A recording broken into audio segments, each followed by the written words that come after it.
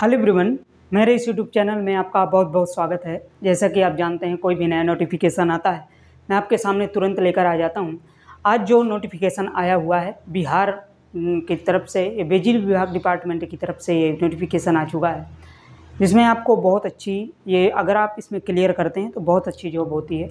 जिसमें ये मैं आपको बताना चाहूँगा कि एक ही पेपर में, सिर्फ एक पेपर में आप गवर्नमेंट जॉब आप पा सकते हैं, जो कि ये बिहार की तरफ से इसमें निकाला गया है।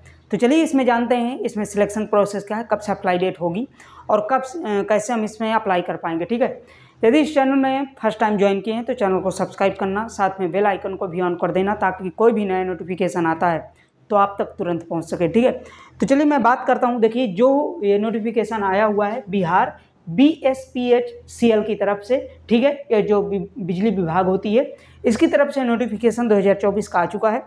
मैं फिर से आपको बता दूं कि ये वैकेंसी 2019 में पिछली बार आई थी। लगभग 5 साल बाद ये वैकेंसी पुनः निकल कर आई है। आप जानते हैं कि अभी हाल फिलहाल लोकसभा इलेक्शन भी हुए हैं, तो बैक टू बैक जो भी वैकेंसियाँ हैं उनको खंगाल के निकाला जा रहा है। देखिए, अभी तक तो गवर्नमेंट हमारी सोई हुई थी, लेकिन अब ये वो गवर्नमेंट बन चुकी है जिसमें नहीं निकालेंगे तब भी प्रॉब्लम, निकालेंगे तब भी प्रॉब्लम। तो वही बात है कि अभी तक नहीं निकाले थे, लेकिन पद बहुत खाली हैं हर एक डिपार्टमेंट में, तो अब बैक टू बैक जॉब निकल कर आ रही हैं। ठीक है, अब देखिए ये 5 साल बाद वैकेंसी निकल कर आई है, इसके बारे में अब जानेंगे कि इसका सिलेक्शन प्रोसेस क्या है, पिछली बार कितनी कट ऑफ गई थी, सब कुछ जानने का प्रयास करेंगे। तो देखो, मैं आपको बता दूं कि टोटल पोस्ट में 2610 पोस्टें हैं। इसमें अभी 2610 हैं, यदि कुछ बढ़ती हैं या घटती हैं तो मैं आपको उसके बारे में भी अपडेट करूंगा। ठीक है, शॉर्ट वीडियो में अपडेट आपको कर दूंगा। अप्लाई डेट की बात करें तो 20/6/2024 से अप्लाई डेट शुरू हो चुकी है। ठीक है, आज से इसकी अप्लाई डेट शुरू हो चुकी है। लास्ट डेट की बात करें तो 19/7/2024 से तक इसकी अप्लाई डेट है। ठीक है, 19 जुलाई तक इसकी अप्लाई डेट आप कर सकते हैं। फीस की बात करें तो देखो, फीस इसमें थोड़ा सा ज़्यादा रखी गई है। पिछली बार इसमें लगभग 1200 रुपये रखी गई थी, लेकिन थोड़ा सा इस बार बढ़ा दिया गया। ठीक है, इसमें भी महंगाई शायद जोड़ दिया गया हो, ये तो गवर्नमेंट का काम ही होता है। ठीक है, पहले निकलती नहीं फीस, के बाद फीस भी महंगी कर देते हैं। जनरल OBC EWS की 1500 रुपये फीस है और SC ST की 375 रुपये मात्र फीस इसमें रखी गई है। ठीक है, एज लिमिट की बात करें तो देखो 31 मार्च 2024 तक इसमें कंसीडर किया जाएगा, जिसमें आपको आपके 21 से लेकर 37 साल तक इसमें आपको एज रहने वाली है। अगर यदि आप 21 से 37 साल के बीच में यदि आप हैं तो इसमें आप फॉर्म भर पाएंगे। इसमें रिलैक्सेशन का भी प्रावधान है। रिलैक्सेशन OBC EWS के लिए 3 साल के लिए जैसे दिया जाता है, SC ST के लिए 5 साल दिया जाता है।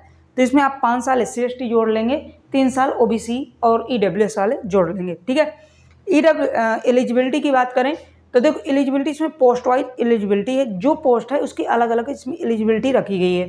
ठीक है, अब देखो ये पोस्ट तो बहुत अच्छी होती है, सैलरी भी बहुत अच्छी इसमें होती है। सैलरी की बात करें तो देखो 9200 लगभग 9200 लगभग 9200 से लेकर 15,500 रुपये आपको फर्स्ट ईयर में मिलेगा।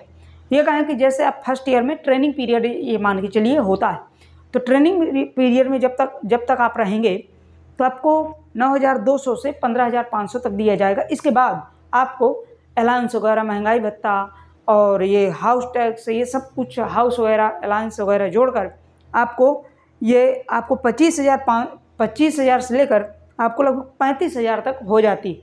तो देखिए इसकी सैलरी भी बहुत अच्छी होती है। ठीक है, तो इसमें आप अप्लाई जरूर करिए। मात्र एक पेपर है, एक पेपर दीजिए, उसके बाद करिए। अब इसमें देखिए धांधली वगैरह भी चलती है, ये नहीं कह सकते कि नहीं चलती। पिछली बार देखिए, मैं आपको जीता जागता उदाहरण बता रहा हूँ। पिछली बार इसमें कई धांधली हुई थी, पेपर भी रद्द हो गया था।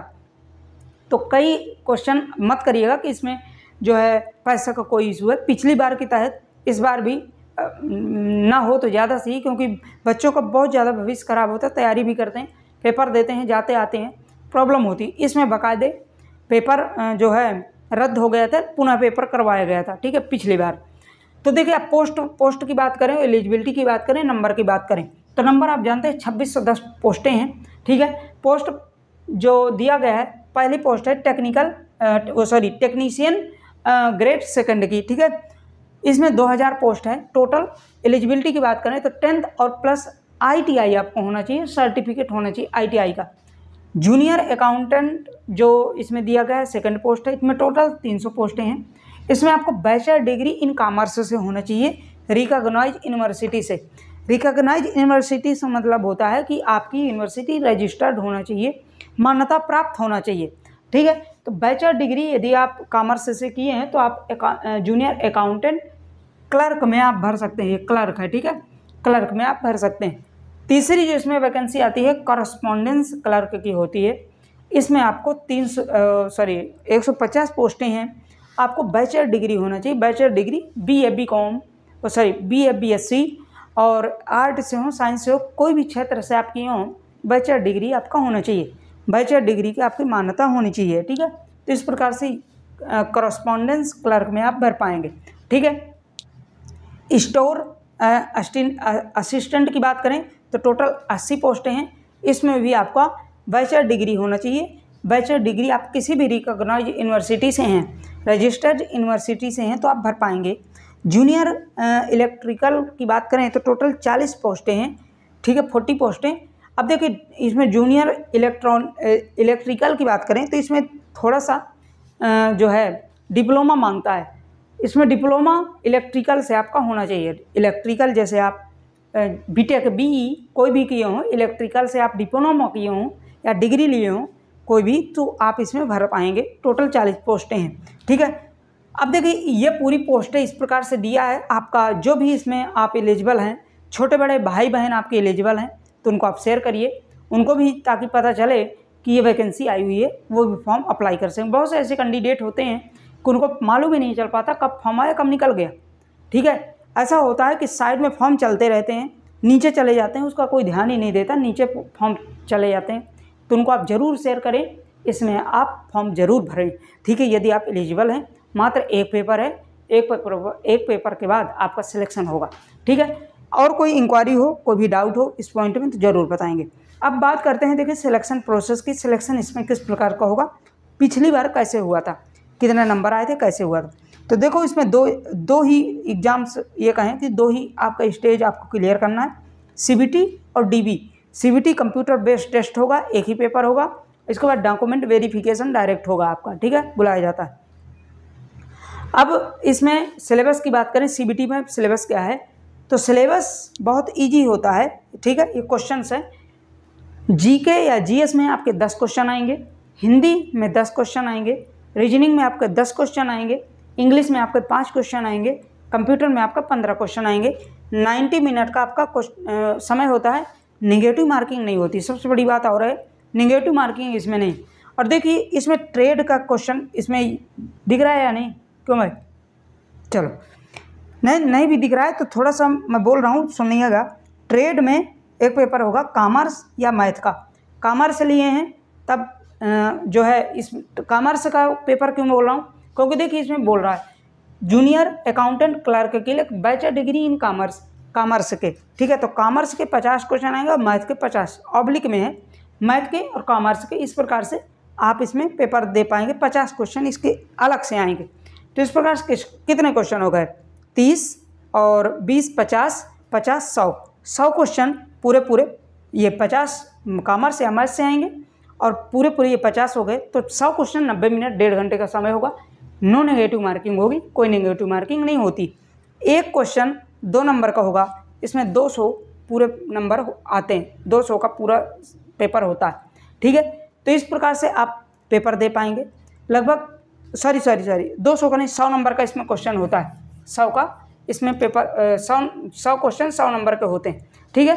तो इसमें लगभग क्या है, पीछे की कटऑफ आप हार्ड जैसे पेपर आया था तो 30 लगभग EWS या एक्स सर्विसमैन का 30 से लेकर 60 नंबर तक जिसके आए थे कटऑफ पेपर में नंबर, उसका सभी का सिलेक्शन हो गया था। तो इस बार भी मान के चलेंगे कि 100 में यदि आप 60+ स्क्वायर कर रहे हैं तो आप इसमें सेलेक्ट होंगे, ये मैं कह रहा हूँ, ये पीछे का कटऑफ भी बोल रहा है। तो इस प्रकार से आप करेंगे। देखो एक्स सर्विसमैन का तो बहुत कम ही जाता है, आप जानते हो। तो एक्स सर्विसमैन जो होते हैं, जो किसी जॉब कर रहे होते हैं, वो भी फॉर्म डालते हैं, तो उनके लिए आप छोड़िए। बाकी जो बिगनर्स हैं, नए हैं, जो अभी जो है बिल्कुल नए इसमें जाना चाहते हैं उनके लिए 60+ आप मान के चलेंगे, ठीक है। अब देखिए इसमें कोई भी अगर डाउट, इसमें कोई भी पॉइंट लगता है तो आप मुझे ज़रूर बताएंगे कमेंट में। और साथ में जनरल ओबीसी के लिए 1500 है, SC ST के लिए 375 रुपये। हमारी जितनी भी बहनें हैं, सिस्टर्स हैं, उनके लिए कोई भी इसमें छूट फीस के लिए नहीं कहा गया। यदि वो जनरल ओबीसी, और दूसरी बात, यदि आप किसी अदर स्टेट से भरते हैं तो आप जनरल में भरेंगे, ना कि ओबीसी, EWS, SC ST में, ठीक है। यदि मैं SC से हूँ, सपोज दैट मैं एक उदाहरण दे रहा हूँ, मैं SC हूँ, ठीक है।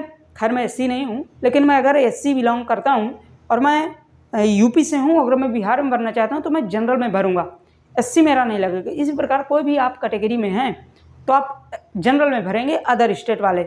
ये जो SC ST और OBC का प्रावधान होता है ना, वही स्टेट अपने स्टेट वालों के लिए रखता है, क्योंकि OBC का सर्टिफिकेट बनता है तो वही स्टेट बनाता है। तो आप कहाँ पाएंगे? SC ST का सर्टिफिकेट कहाँ पाएंगे?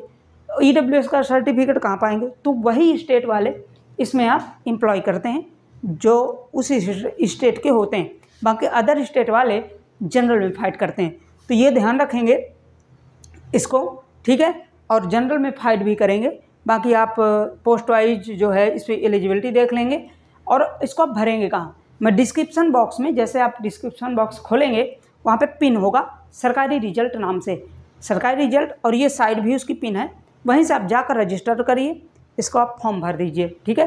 और ध्यान रखिएगा 20 तारीख से है, 20/6 से है, तो आप 23 के बाद भरना शुरू करेंगे। 19 है तो लगभग 15 तारीख तक जुलाई में आप भर देंगे फॉर्म, ठीक है। तो इस प्रकार से अपडेट रहा, आप तक पहुंचाना था।